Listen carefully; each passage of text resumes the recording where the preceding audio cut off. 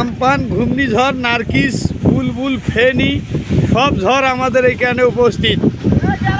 আপনারা দেখেন কুড়িগ্রাম জেলার কি অবস্থা।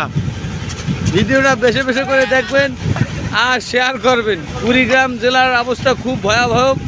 এই মুহূর্তে কুড়িগ্রাম জেলায় আছি আমি। আপনারা সবাই কুড়িগ্রাম জেলার অবস্থা দেখুন।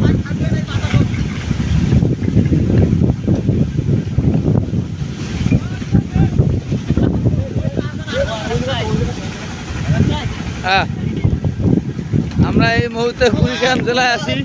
তো কুড়িগ্রাম জেলায়